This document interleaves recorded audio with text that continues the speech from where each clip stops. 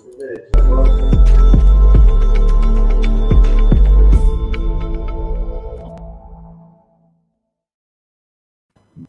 everyone, Hello. welcome back to the Open Peace Podcast.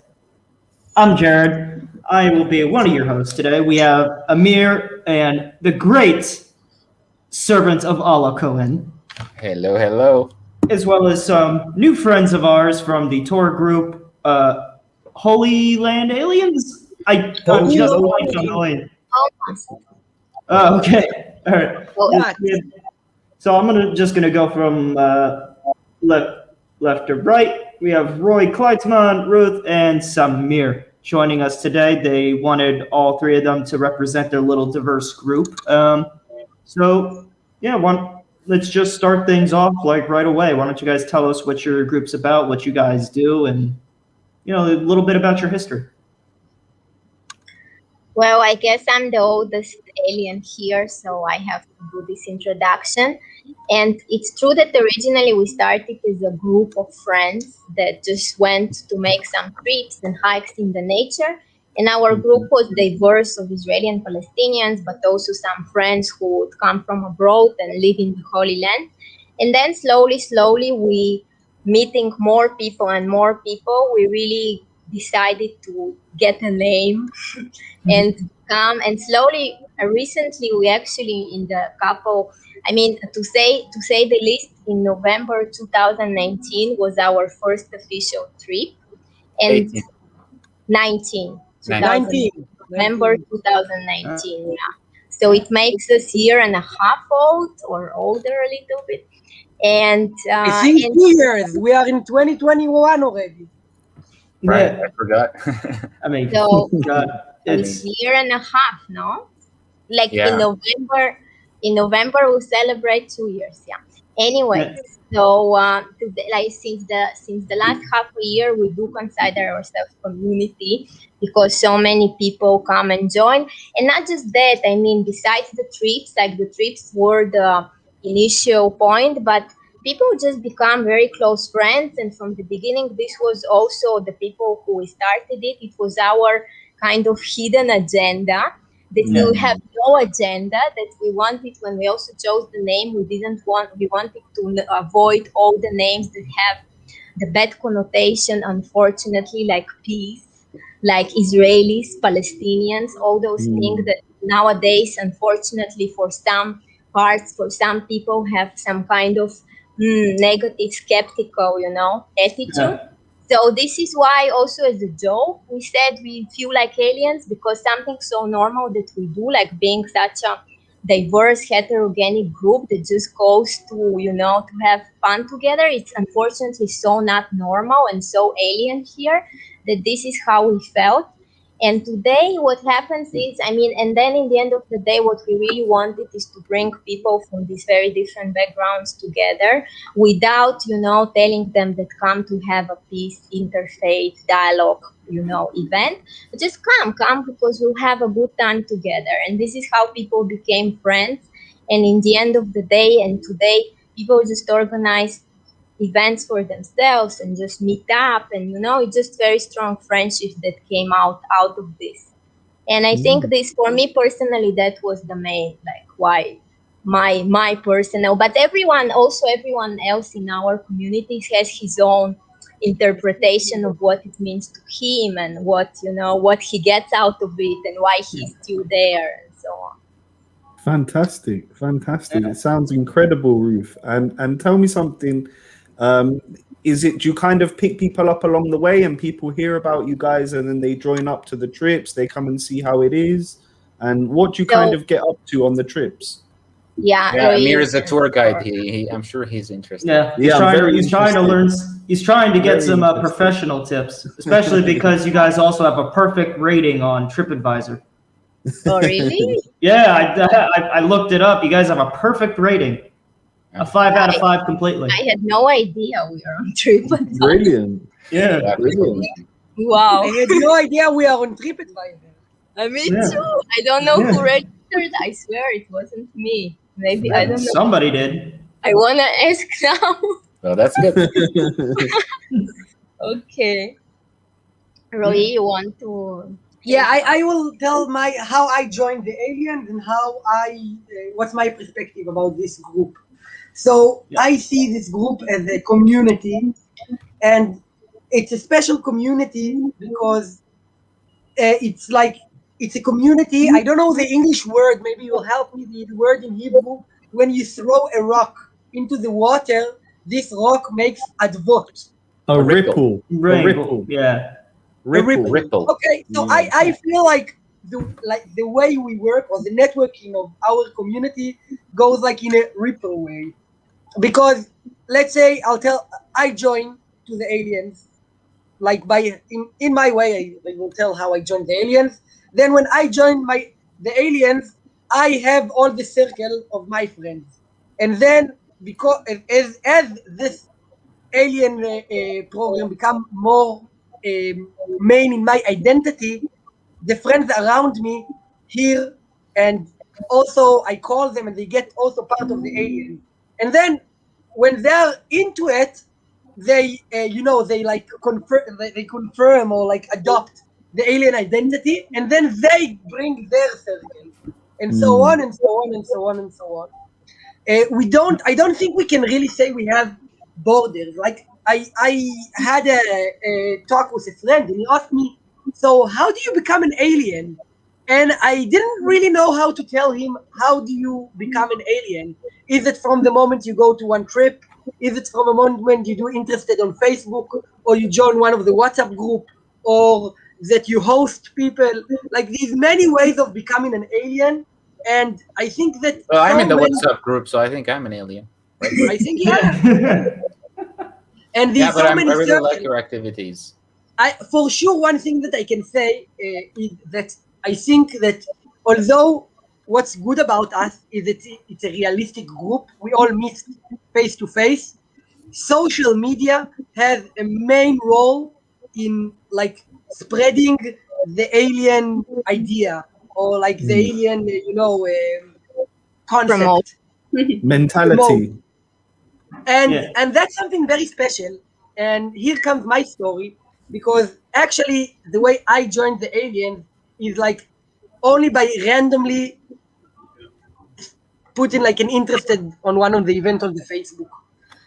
I didn't know anyone in the aliens, and I think from the day one of the aliens, I did like to the Facebook page. I just checked out, and I saw that even to the first trip, I did interested, but it took me half a year or a year to join to the first trip. But only only the point that I did it interested on Facebook. This put the aliens on my map, and I knew that at some point I'm going to go to a trip. And when I went to the first trip, it was a year and 3 Was months ago in on May. Pesach. No, I think a year, Roy. A year. Yeah, it was at the end of Pesach last year during the Corona. I joined the first trip and I was hooked, like from the first moment until it became like from a potential group to a place that I saw like I'm going in the future to feel really into it, really belonged to. And I feel important to say it because these days, maybe we'll talk about them later. So many people, even in our group yesterday or 2 days ago, people say so much bad things about social media, about the role of social media in spreading hatredness and in polarizing and in like making people extreme and violent. And I want to say that social media also has like its magical way of breaking walls and of Definitely. bridging, because all my life I really wanted to have Palestinian friends, and I never had the opportunity to have real, like, I knew Palestinians, I was in so many dialogue groups, but the reason I was in touch with them is only because of the identity. It's like I'm an Israeli and they are Palestinian, and this is why we need to talk. It's Yeah. a friendship, but it's a very specific type of friendship. I looked just to have Palestinian thread in casual way, and without social media, I would never had the opportunity to break, the walls of the circles around my life in order to reach those people. And this is how I met Samir. that is a real friend of mine, not because he's Palestinian, like just because we are friends. And he also ran only by mistake through Facebook to this group. And then like the cyber, the big, I don't know, like mystical yeshut that goes, I don't really know where it is. It's a domain without a real domain. It's the internet gods. Yeah. They command and control everything that happens online. So through that, I we had the found them there. opportunity to meet each other. And that's amazing. And I wanted to point that because I really feel that like internet changed the world in a good way. And even what we are doing now, every one of us is sitting, I don't know, Abud is sitting in near Nablus, Samir in Ramallah, me and Ruth in Al-Quds, Samir in Haifa, Jared, I don't know, what did you say you were saying? Haifa. Haifa. Amir in And Farsa. For Saba. we don't really need to, like, we are beyond geography. We can make this talk just by sitting, having like a Wi-Fi and a computer. And that's amazing. And that's a new generation. And I think we don't really understand how internet is going to change the world and the conflict. We see the bad sides of it. And I wanted to point on the good side of it. It's definitely connecting us very well. Last year, I actually met Ruth. Last year, Ruth? I gave you a tour in Har Grizim. I tell you, it was last February 20, before Corona. Right. It was our first tour to Har Grizim, and we make so many, and then we hit Corona. Yeah, it was right before the pandemic, and I gave you a bunch. I think I met you and your groups maybe 2 times. I believe you came also in the Sukkot festival. Sukkot. Yes, it was really awesome. You're having an amazing group. You participated in our Zoom Seder, which was also amazing, and everyone knew you from there because we talked about your Samaritan Pesach, and it was very interesting. It was also like today, like this kind of experience, virtual, but everyone connected. Because it was also in the beginning of the pandemic where people were still excited to go on Zoom. Yeah, exactly. Right. It was much different back then. But also, I give Abud also as example for our like also trips and what activities that we do. That it's not just about trip, but encountering communities and actually like meeting them, but not just going. For me, I wasn't Har Grizim before. Har like I was in the Samaritan community because I worked in a travel agency, and we went there at least twice with groups. I met he's your uncle who works in the priest, right? Yes. But it was this kind of like experience. You learn, you listen to his lecture.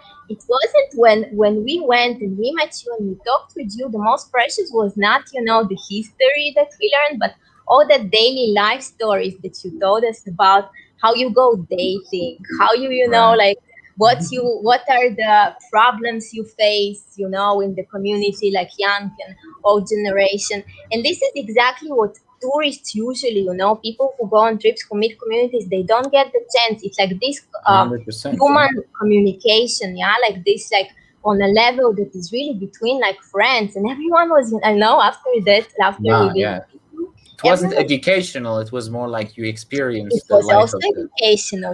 But like the first, usually a tour is designed kind of to be mostly educational. I don't see a lot of tours where you get to kind of experience sitting with people and just listening to their stories on a deeper level. So you're right. I can see what you mean. Conversation, and and everyone was telling after we visited you, everyone was so impressed. Everyone was saying, wow, but he's just so normal. He's so normal, This was the moment, and because what people expect, they go to a weird. I think that I would take that as a compliment, I guess. I mean, there's really no other way to take that, Abud. Like that's the same thing I got all the time. Because just as an example, back in America, it's an immigrant country. You have people coming from all over. When I was in high school, we had some immigrants coming from Yemen. Because of the Civil War, I think they were technically refugees. I think that was their status. And they had never met a Jew before. And all they knew was propaganda. And like they were surprised to see me and just like a normal dude. right? A lot of You know, people like- think when they come to our village, a lot of people really have the idea that we're like the Amish people, like they expect us to be Yeah. in some kind Yes, Yeah, I think and act specifically. totally. So Yeah. I understand what they meant by like he looks really like he was normal. Yeah, for sure. Yeah. It's I've got- there's a lot of cultures here. Yeah. For Yeah. sure. I've just got a question for Samir. Samir, when did Yeah. you get involved in Holy Local Aliens, and how did you hear about the whole kind of group? The problem about the date that 2020 was like not 1 year, it was like 3 years. So everyone was like, pushing, because it was like very slow year. So Mm. everyone is like, yeah, like I was telling a friend, I met her in a Alien, and told her like, we know each other for a long time. She told me like, we just met 2 months ago. So it was like, this year was like very long. So I don't really remember, but it was like the Hanukkah. When it was the Hanukkah. So yeah, like Or 9 months December. ago. Changes. Yeah, Yeah. 9 months. Yeah, so a year ago, maybe. No, it was half a year Even Okay, less. see? less. Yeah. Very nice. See? But we need to multiple it. Every Yeah. month is like 5 months. Yeah, Yeah. I feel like it was a year. So because we had like many trips also after that. So you feel like 2020 was like empty year, but 2021 was like year full of trips and meeting a lot of people. And I as Rowie said, like I just like by accident. It was like I saw a post in a group, like we going to hike in the Dead Sea and camping, and we were like had like 4 months of lockdown. So I was like, I want to go to any trip, anywhere. So I immediately communicate the page on Facebook, and I told them like I want to join. Then I went to the WhatsApp also. I was like so excited. I sent a message on the WhatsApp and on the page on Facebook, and I think Ruth who replied on both my messages is like the same person. So yeah, I was like very excited to just like go from the lockdown. We had like very strict lockdown, and it was weird for me because I did not know that there will be Israelis. So I saw Israelis, and But it was written Hanukkah. What did you yeah. think? Well, I mean, look, that's what we Jews do. We sneak up on you. No, I don't know what's Hanukkah. I thought it's a cool name, You know what? Funny story. Like, you're not the first person I've heard say Hanukkah sounds like a cool name, because it, like, in America it's spelled Channukkah, which if you read in English it's pronounced Chanukah. And I've had a bunch of black chicks growing up come up to me and be like, "Yo, I think I want to name my daughter Chanukah one day." No joke. I'm pretty sure they were messing with me. But so many people came up to me asking me about Chanukah. Right. So yeah, it was like the first time I've seen like close, like like very close Israeli. Usually we see soldier in that range, not civilian. So I honestly, the first trip I did not communicate with a lot of people. I was like a bit shy. I just like talked with 2 or 3 people, and like usually was Arabs. So Yeah. it was like the first time, but we had like really a lot of fun. I've heard a lot of stories. Then like it was like sleeping, and the second day we go see the sunrise, which I haven't seen sunrise for a long time because I don't wake up early usually. So it was like really like it was like really nice trip. I hope you went to Mitzpeh Yosef, the desert, and the stars. Yes, yeah. We went. Yeah, it's a fun Mitzpeh place. Ramon. Sorry, Mitzpeh Ramon. No, we Yeah, Mitzpeh Ramon. How Yeah. funny would it be to bring a Palestinian to the grave of Ben Gurion? I just think that situation's funny. That's in Sde Boker, though, Jared. You're getting confused. No, it's a mitzvah. Oh wait, no, you're right. I'm an Or idiot. is it? I'm not sure if it's accessible though by Palestinians technically. But it's I don't know nearby. who's that. Political. So, who's this? Ben Gurion, the first prime minister of Israel. Ben Gurion. Yeah. I heard like different- Like the I know. airport. Yeah. Yeah, I know. I know it because of the airport. I don't know the guy. Yeah, because of the airport. You know what? I feel like that's how most people in the world know his name. So True. you don't Yeah. need to feel bad about that. And the college. And the college, that's true. Ben Gurion University. I want to just focus on Samir for a bit.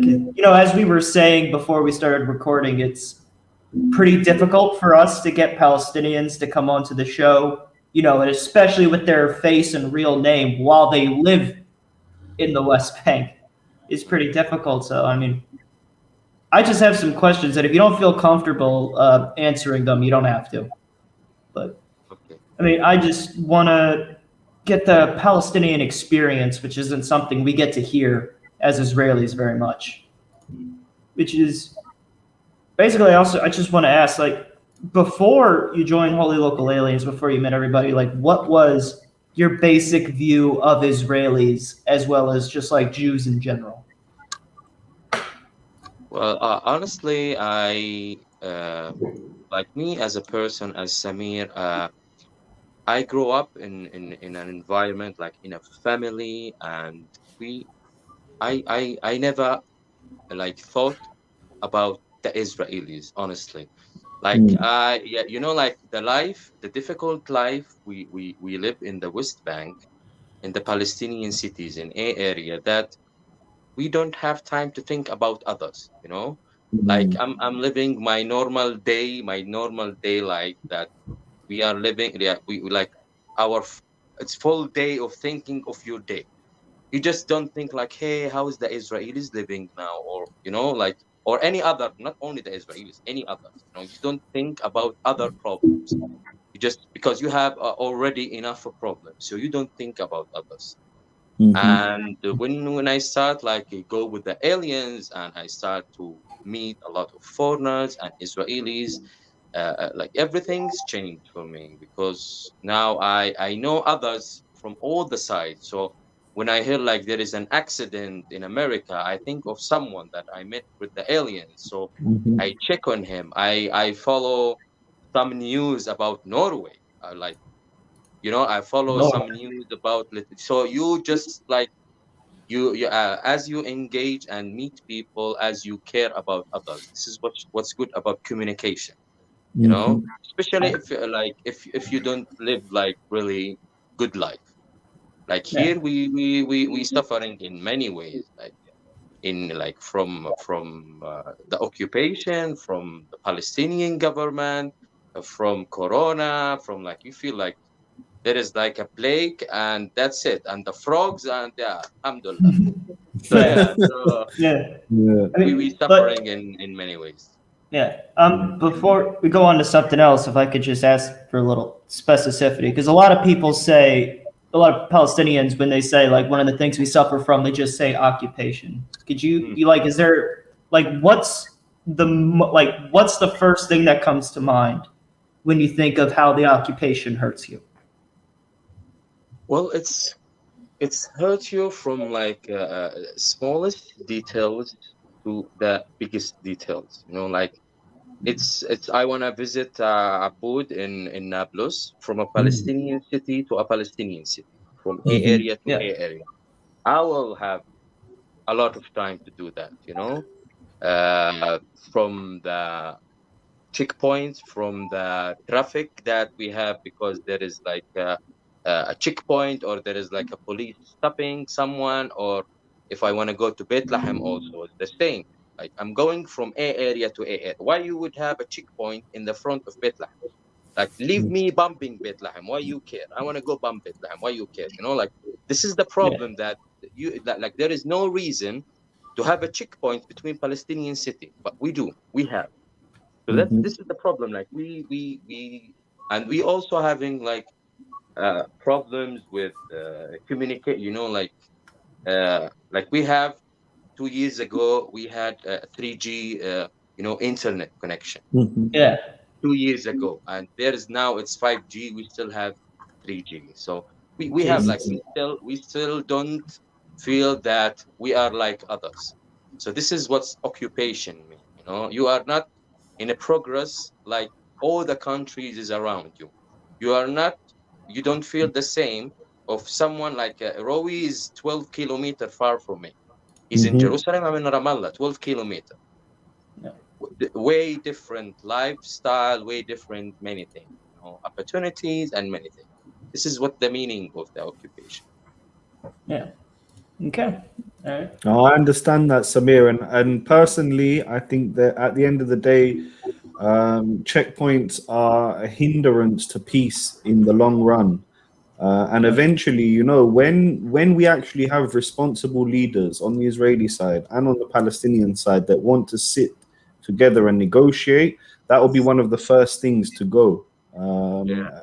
Yeah. And I think the course. main focus of what the leaders should be looking at is actually looking at things on the ground that will help improve people's lives on the ground. So like, the things that you guys need there in Ramallah or in Hebron or in Tulkarem or Shem are different to the needs of Gazans, completely different needs. We need to look at area for area and city by city and see what people actually need. I know there's tons of Yeah. infrastructure problems over there in the Palestinian cities with sewage and all these kinds of things. These are things that have to get sorted, and they kind of fall in between the cracks because we have leaders that have other things on their mind, shall we say.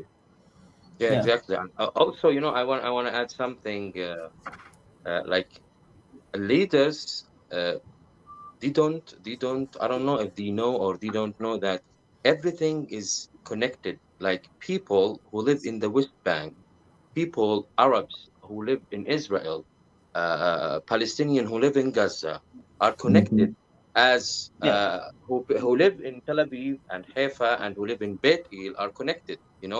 Anything happened in Beit El is affecting someone happening in Haifa or Jaffa For sure. and anything Yeah, happened of in course. Gaza and in Lut is affecting someone happening in Ramallah. So this is why I think they should be more responsible about that and more aware. They I don't- think what don't he said, think that- Samir, is something that today, in the current situation, we can see it really strongly, and I think that many Israelis are really surprised about it. Like, Oh yeah. I don't know if it's ignorance or I don't know why, but I think like at the first moment, I think it's willful ignorance on the Israeli side. No, Yeah. I think Like they choose to ignore you, man? it's Yeah. kind of about the refugee, the refugee problem is a problem that the Israelis have ignored for many years. Yeah. There is in Lut, there is families live and their cousin, like his dad, brother, living in Ramallah. So there is like more like my sister, she's married of one of my mom cousins in like far cousins in Nazareth. So Okay. all my mom family is in Nazareth. So I have family, in Nazareth. Really? So it's like this. So there is Of course, it's this is connected. this is This the whole refugees place is because connected. some people ran away. I'm just surprised that it's so close. I could go Don't visit be- them. Jared, down in the south, right? My kibbutz is opposite Rahat, and you have other Bedouin communities, Lakia, Tel Sheva.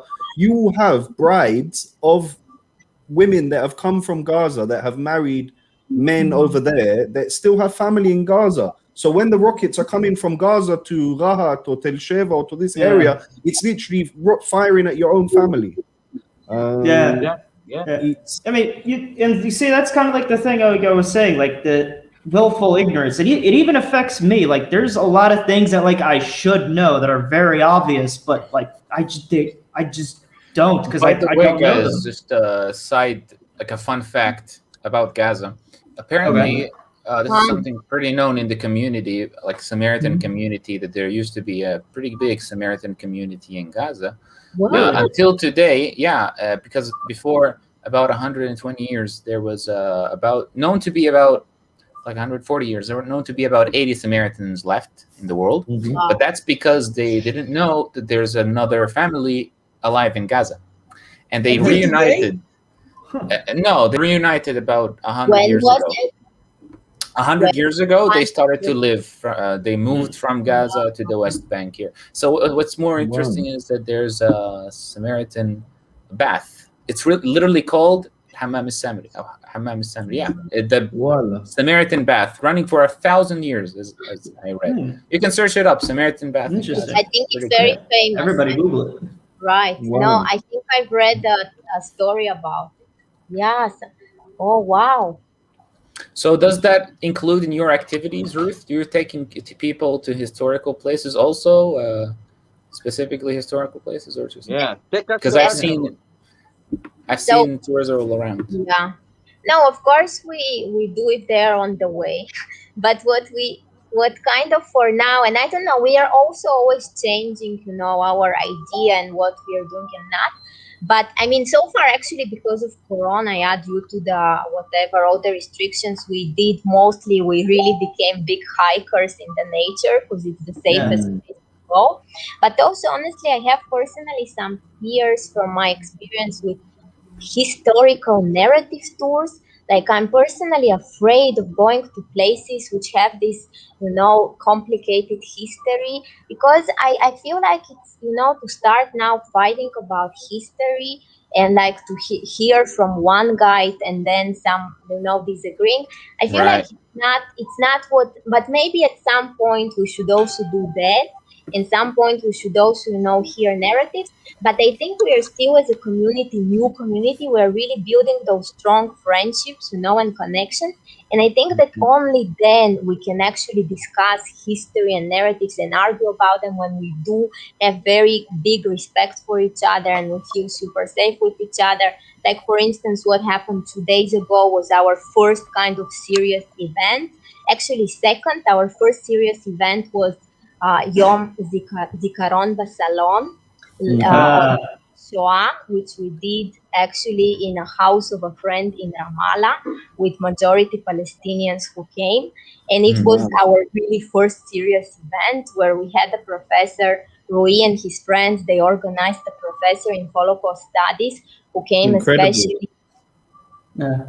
and really like to talk about this. It felt like only because we all, because our friends, Palestinian friends, do have like respect for us and do like we care for each other. This is why they are interested. This is why they respect, this day, and they pay all the attention they needed. Because if it was just randomly open event that anyone can come, it wouldn't be the same, effect and the same result what we got out of it. And so it was 2 days ago that we did the sharing circle, where also Abut joined us on Zoom, and it was really about how we do feel in these hard times, like anything we want to say that we feel, angry about, that we feel afraid about. I have to say, it was really nice. It gave me a lot of hope. Seeing everyone with different backgrounds gives you hope that, it's like, it's more simple than many people think. So. I have 2 points about the questions that we talked about. One is like about what you said now, Woot, about what's special about in our community.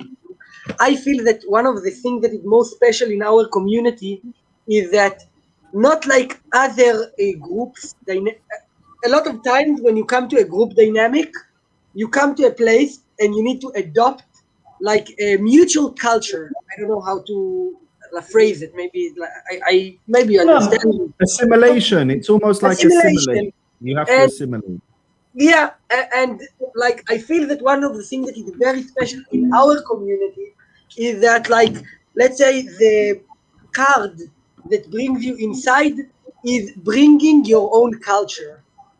It doesn't matter if it can be by food, it can be by festivals, it can be by language, it can be by customs, but like when everyone in the group are aliens. Like everyone is so different. We are all so different one another. So what is mutual about our group, about our community, is that Is the when you aliens. come, you bring on your back your identity, but not like the heavy part of your identity. You don't bring, all the narratives and all the heaviness of the history. You just bring the culture of who you have, and you act it naturally. And that's one thing about, like, I don't know if we are more than I don't know how much we are. From time to time, we go to historical sites, but I think more than historical sites, we go like to, let's call it, human monuments.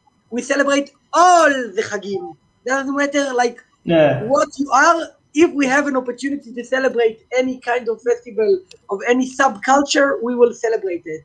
If we have to, It really reminds me of us. We, in the Samaritan community, we have all, for example, if you compare it to Jewish festivals, we have all the Chagim, but culturally, traditionally, we don't have Chanukah and Purim. But a lot of us do go and wear things on Purim and celebrate it. And in even the vibes of the Islamic festivals, we have them. It's really nice. We have, a chocolate from each box. Pretty cool. Yeah. There's, I think that's like probably, this might be a bit of a tangent, but I think like that's to the point where we can really start to see like the effects of peace once we really start to see the cultures blend and mix, between like Jewish, Israeli, and Palestinian Arab, see them begin to mix. There's something my grandfather always told me, Zichrono Livracha.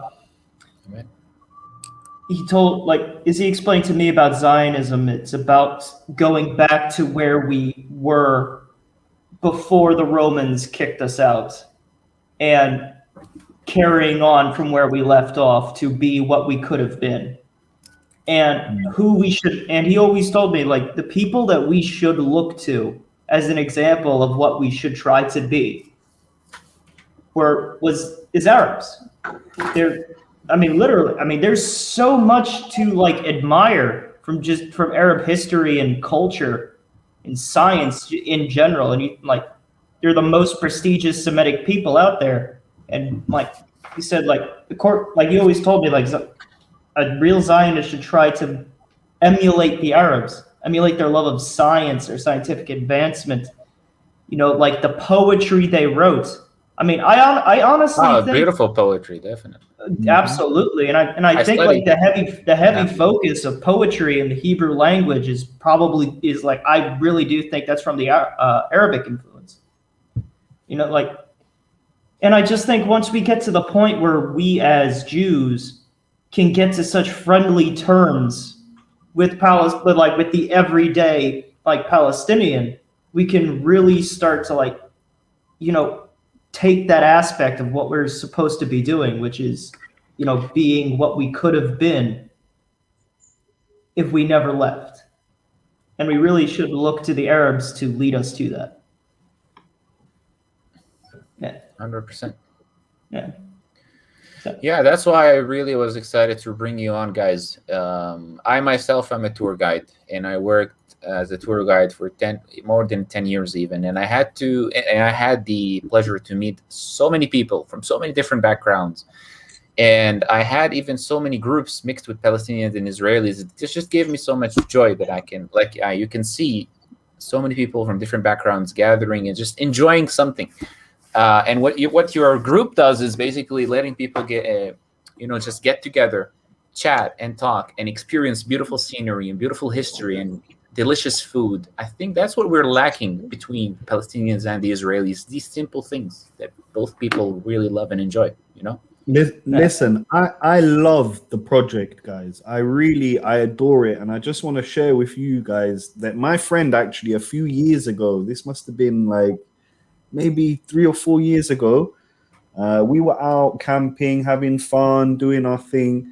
And, we were looking at the similarities that there are between Israelis and Palestinians. And we were like, wow, Israelis and Palestinians both love the land so much, love the corn that is grown, the the olive that comes from the tree, the pomegranate, the everything about the land, right? Yeah. And he actually said, wouldn't it be great if there was like because he's very into Jeeps and going around and camping. What if there was a Jeep club for Israelis and Palestinians together? Would it work? And you guys are just proof that you can bring Israelis and Palestinians together and do something like that. That's I don't know so, about a Jeep club. cool. It would be a great idea, Amir, but I think I did see some motorcycle club.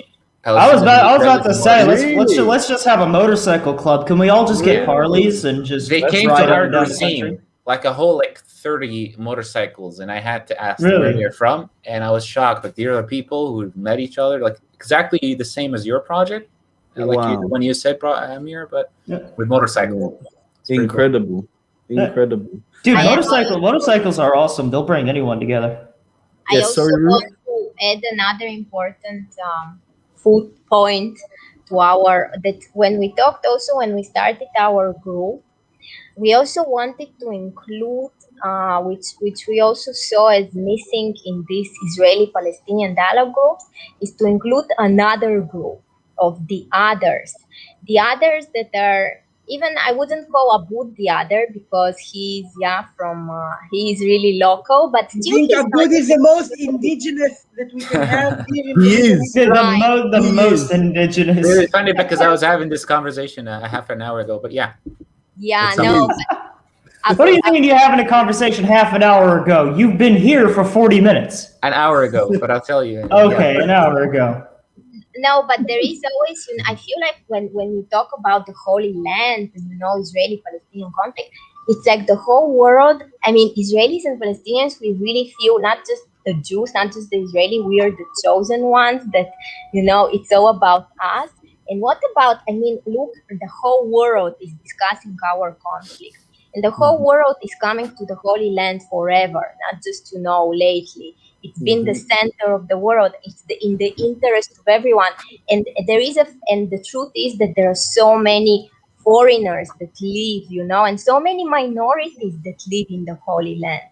In general, it's not only Israeli Palestinians. And also what we discovered during our trips and events was that when we would invite those foreigners, and it's usually, in our case, it's very often expats or students, exchange students, very often they study here for a couple of years, that they really break the ice between us. Because, sometimes when you bring in one room Israelis and Palestinians, like Samir said, the first trip, he was not very comfortable with approaching, talking to Israeli. But when there are some foreigners around, they make it just so normal to hang out together, not to make it all about the conflict, not to make this awkward feeling of, can I really talk to this guy? Like, what should I say? It's this awkward feeling, and they really take this tension, and they're a very important part of our group.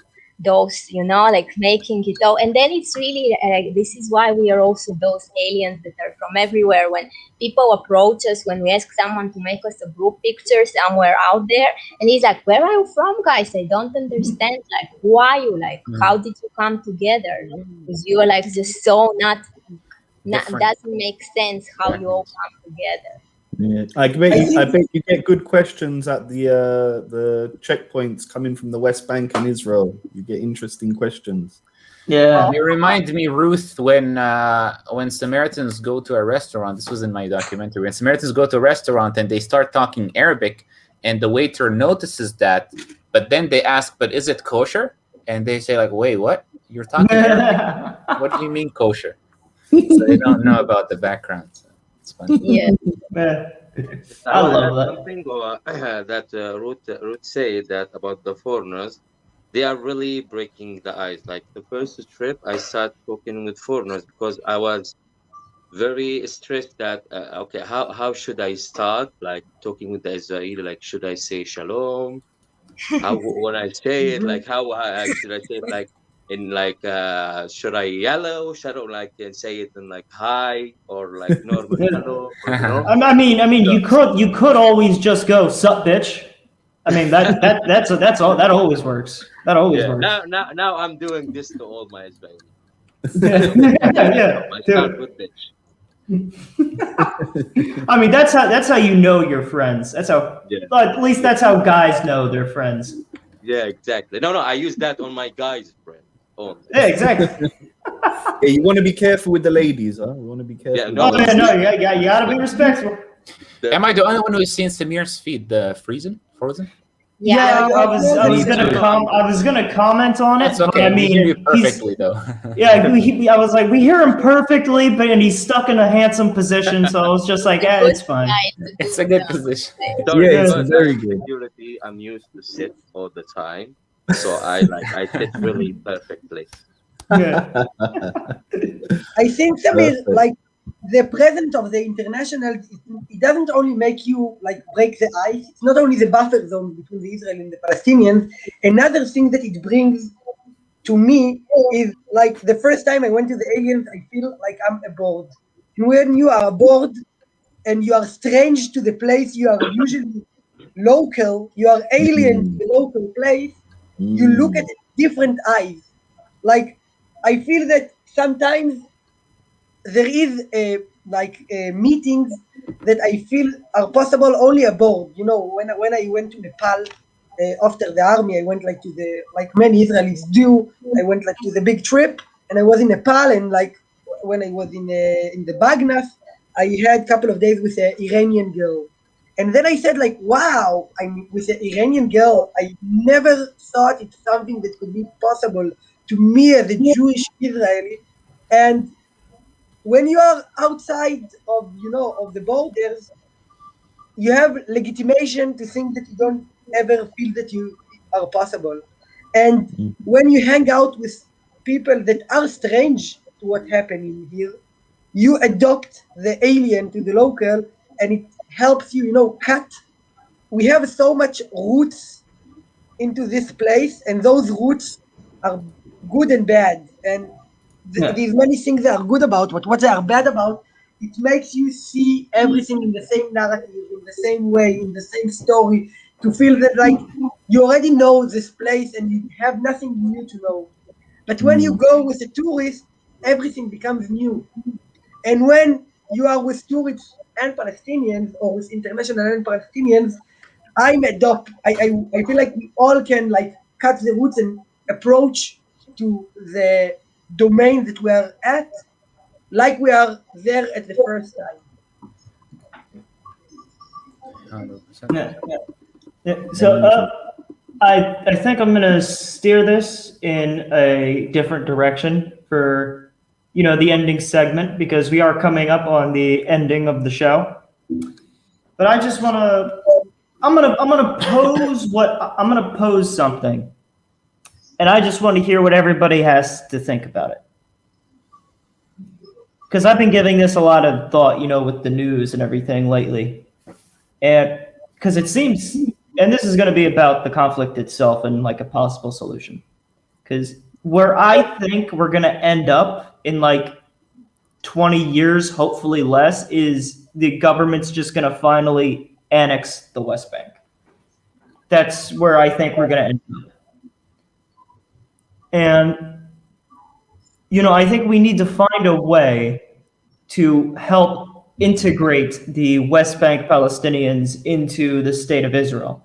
And I think we're going to need to have some reconciliation there. But I'm thinking. Wait a second, Jared. Wait a second. Hold on. Okay. I'll let you finish. I'm almost done. Amir. Calm down, boy. I love you, but hold on.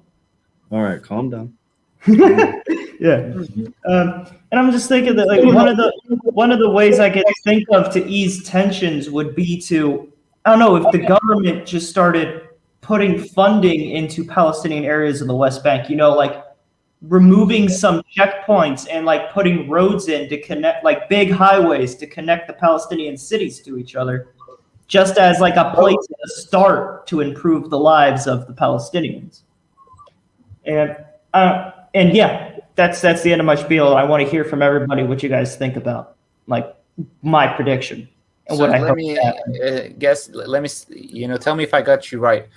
At the end you said that there will be streets like highways between Palestinian cities only for Palestinians. Yeah, I'm hoping that Hoping that might if the government was smart before any annexation of the West Bank, they would build highways that connect Palestinian cities If the annexation happened. Well, I mean, before annexation, this is like as a preparation for annexation, because that's where I I think think. we I think we should really go to Samir for this one and see what he Yeah. thinks, because Yeah, that makes I no want to sense. hear this one first. To me, I think- I just think it's hyperbole, Jared. Oh, maybe in 20 years we might annex, and maybe this and this might happen. It's Yeah. I can't see that happening at all. So, but yeah, I'd love to hear Samir's thoughts on it. Yeah. I think it's way difficult to have Palestinian street for Palestinians. Like in the West Bank, it's like it's complicated. You just like go from area to area, and you just walk beside settlements. So what you gonna do? How you gonna turn around or get? So it will be very complicated and very difficult Yeah. to have like only Palestinians wing. And I think Yeah. having now this like let's say sharing street now is like something I find it as a good thing, not as a bad thing. Me Or too. like Yeah. having Palestinian and Israelis at the same street for like a lot of years, and like barely there is accident. If you like wanna count the years for how many, and the accident is that like not like many accident. I mean like car accident. I mean like attacking accident. Yeah, Stuff yeah. like Yeah. because we are too much look like that. If someone wanna do attack, he's not gonna find out if you're Israelis or Palestinians, because there is a lot of They look like Palestinian each who other. have yellow like Israeli Ah, yeah. car. Mm. A lot of us look like each other. Look about us. We all look Palestinian and we all look Israeli. Yeah. So it's not like there is nothing, So I think this street, it depends about the solution. I don't think there will be honestly a solution for like a Palestinian state, as the Palestinian one, like as the Palestinian one, the West Bank, Jerusalem, Gaza, and the refugee comeback. It's like it's really difficult. That is like Yeah. almost impossible to happen. But I think if we're gonna live in peace, the only thing that we have been doing all these years, the Israelis and Palestinians, they keep delaying, negotiation. Like they've been negotiating for like 30 years, Yeah. Exactly. So 30 years, and for 30 years we still have the same people. Like they are not going to die, definitely. Like Netanyahu, I think he's going to live for like 90 other years to be. He could hit easy. He could hit 100. That guy. Yeah. He could hit 100. At this point, I think Yeah. Bibi has like 50 clones in like one of his mansions. He's just waiting to bring them out so he can continue to be Abbas prime is minister still forever. smoking cigarettes. I'm not judging. Like my president have been for a millennium, so it's fine. Oh, I'm not we'll judge politicians all we want on the show. Say whatever you want about a politician. So we're gonna have like a lot of like. I think it's better to just delay the final solution and make people life better. This is like I think this is the perfect solution. Just delay the final solution, make people life better, make people communicate more, remove the checkpoints, just like showing Palestinian that you're going to do something. For them. Yeah. You don't mean For them, you're gonna Yeah. do something. So- for the yeah. So I think so what you're saying- even start with the vaccine. Till now we just like barely vaccinated 200,000 people from Yeah. 5 million Palestinians. So we are like I agree. I agree. yeah. So there is like a small steps can take out the stress, a lot of stress. Yeah. So what you're saying is because like no new highways, just let Palestinians use the ones that are already there without checkpoints. Well, I want to add to Samir. Some of the cool trains that I've seen in Jerusalem. That would be perfect. Oh yeah, the light rail. The light railway. Getting a ticket for that thing is annoying. I want to What- reply. Yes. I want to reply to Yeah. what he said about not waiting for the big solution and starting working together. Because Mhm. one thing that I think that is like the biggest stone or rock in the way to solving this conflict is that on both sides we have people with a messianic and radical image that the other side will not be here, that the other side will disappear. Yeah. It's Jews and it's Arab, and until we will learn, to understand that it will not happen. Like, even if I will really, really close my eyes and imagine that there is no Arabs and Palestinians in the region, they will stay here. And the same with the opposite. Even if Samir really wanted to close his eyes and imagine that the Jews will not be here, it will not happen. Like, we are here. And I think the moment, if we talk about politicians, now it's hard to think about it because it looks so far because of all the conflict. But 2 months ago, a very brave politician from the Palestinian Israeli society, Mansour Abbas, I think did one of the brave and important steps that will like have a solution here. And this step was like being pragmatic and saying, I am Islamic, I'm Palestinian, but now I'm putting everything aside and saying that everyone Yeah. who wants to cooperate with me in solving like pragmatic problems like, crime Yeah. in the Arab streets, I'm giving him a hand. I think that one of the Yeah. biggest problem is that what happened in the Israeli side is like the radical people that imagine that Palestinian will never be here just denied him, and this Yeah, is like the maybe something the that Smotrichis of the world. Yes. I think you're 100% right, Roy, when it comes to what you were saying. I just think that I want to touch on an issue that we have, right? So, if for our viewers that don't know, a synagogue was burnt was firebombed in a joint city called Lud, and in Lud, Mansour Abbas actually went there with another politician to denounce all the violence that happened, and that's what he should be doing, right? He should be in the synagogue denouncing the violence, but he got such big pushback from certain elements within the community there, and that's what we need to fight. That's the enemy. The people that condone bad behavior, condone the violence, condone the hate, these are the people we need to fight, and these are the people that we need to maybe alienize, hopefully one day. Maybe they Ruth, you wanted to say? I have to say something very important before we finish. That we have a very special in the public, someone very special, a very dear friend to me, who I was worried so much in the last few weeks. He's from Gaza, Rami Aman. He's watching us, and he was being commenting the whole time. Didn't we have Rami on? I think we did. Rami Aman. We have an episode with Rami Aman. We haven't put it up yet. But I just want to say that we were thinking really with Rui and with everyone, with our group, that should we do something during this time where so really terrible things are happening, especially in Gaza, and we do have friends there. And it's been so painful, and many people can't even come to share anything because it's not fair. But we do think that it is the only way to continue to do, and especially in these times of these terrible times, it's crucial to be together and to continue, and maybe even to attract more people, and to even one day have our people, our friends from Gaza with us, and hopefully. Would be awesome. That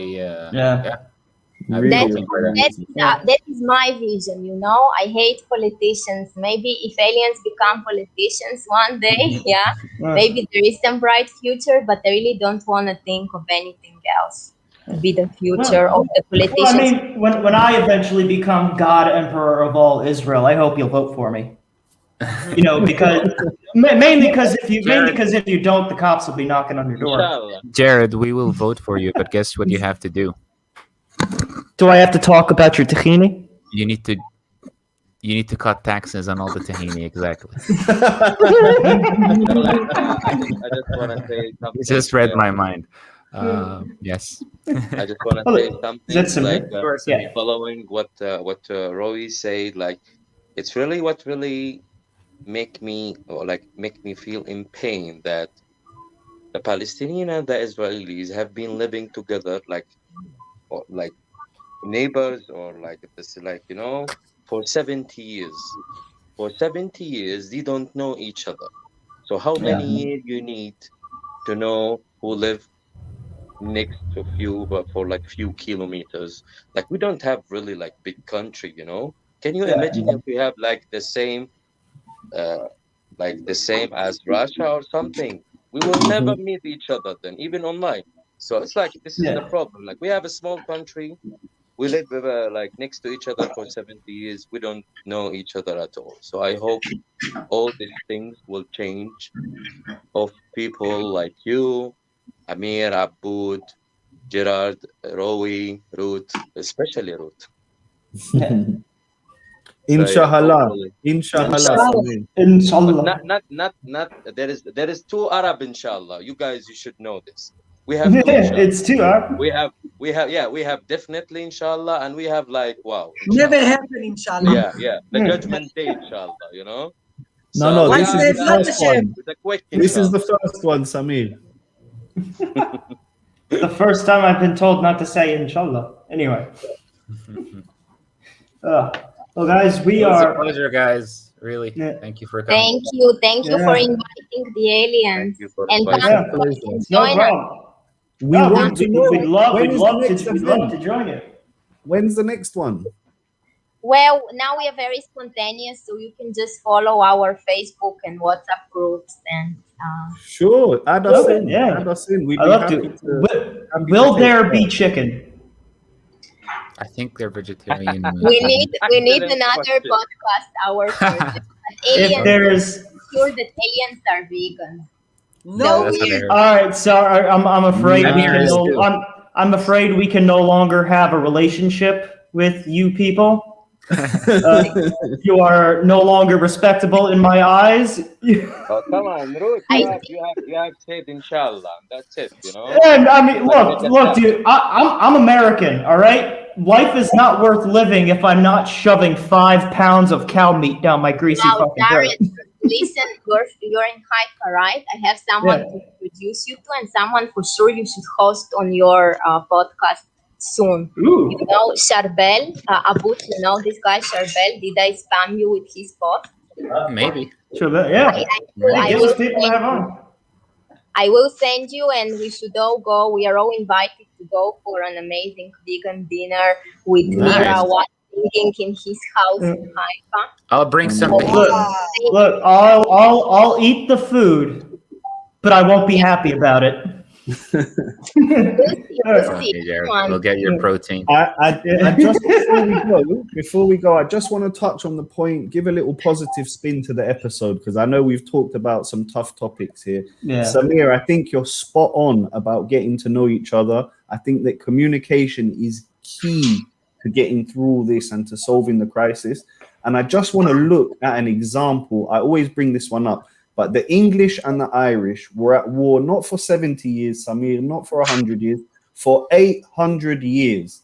Now, there has been a small peace now for the last, let's say, 30 odd years. And now you can see English and Irish people living together, happily going out to drink together, having a great time together. And Yeah, maybe not all- there are some riots. You guys kind of cocked it all up with that whole Brexit business, but you know, there is trouble every now and again, but it's very small compared to what we're all. oh going yeah, through compared to now. what was going on before. That gives us hope for sure. So Yeah. thank you very much, Samir, for bringing that up, and we're all going to Yeah. do our best here to make that happen. All right. Yeah. Now, could everyone shut up so I can do the outro? Before you do the outro, Jared, don't Okay. forget. won't. Thank you everyone for watching. Hope you're having an amazing day. Don't forget to give a like, leave a subscribe, and a comment. And love you all. Don't forget to hit the bell either. And go over to Holy Local Aliens. Check them out, guys. Yeah, check them out. They're on TripAdvisor, and apparently Get they didn't know. involved. Get 5 for involved. 5. Yeah. Yeah. 5 out of 5. All the reviews. All the reviews are perfect. Yes. So anyway, guys, this has been an episode of the Open Peace Podcast, where we've had guests of Samir and Amir, who I'm pretty sure if you put them in front of one of these Americans who thinks they know everything about the conflict, wouldn't be able to tell which is the Jew and which is the Palestinian. But, until next time.